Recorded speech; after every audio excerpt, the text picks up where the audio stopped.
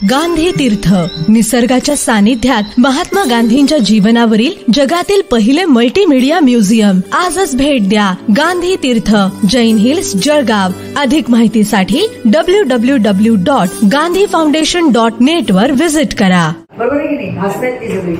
त्यामुळे जातपात हा विषय काही राहिला नाहीये. राहिला माझा प्रश्न, मी ब्राह्मण समाजाला आपली वाटते, मी जैन समाजाला आपली वाटते, मी मारवाडी समाजाला आपली वाटते, दादा मी ठाकूर समाजाला पण आपली वाटते.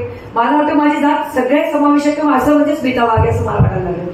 त्यामुळे याच्या पलीकडून आपण काम करूया आणि त्या व्यक्तीच्या कामाच्यावर मूल्यमापन करा.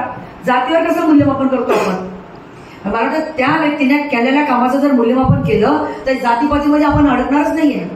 तसं जर असतं तर आमचे गिरीश भाऊ आमदार झाले असते का, मंत्री झाले असते का? नसते झाले.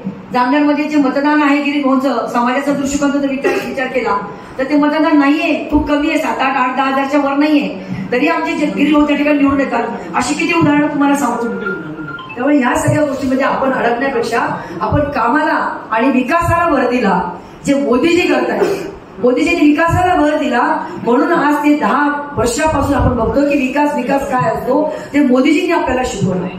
आज जर तुम्ही देशाबाहेर गेलात तर तुम्हाला जो काही सन्मान दिला जातो तो फक्त मोदीजींमुळे दिला जातो. तर एकीकडे आपल्या देशाकडे बघितल्यानंतर एक गरीब देशातला आणि एक अस्वच्छ देशातला माणूस पण आपल्याला हिनवलं जायचं. पण आज तुम्ही स्वाभिमानाने बाहेर म्हणून जातात आणि भारतातून आम्ही जेव्हा सांगतात तेव्हा स्वाभिमानाने मान उंचवते. हा विकास आहे. प्रत्येकाच्या डोक्यावर छत दिलं, प्रत्येकाच्या दारापुढे शौचालय उभारलं आणि एवढंच नाही तर खऱ्या अर्थाने महिलांचं सबलीकरण कोणी केलं सध्या तर नरेंद्रभाई मोदींनी केलंय.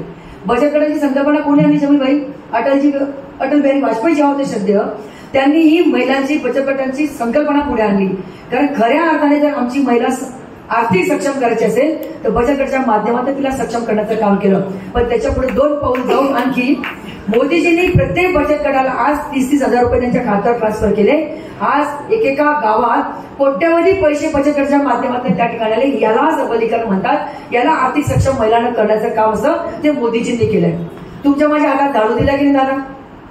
अख्खा देश स्वच्छ केला, अख्खा देश.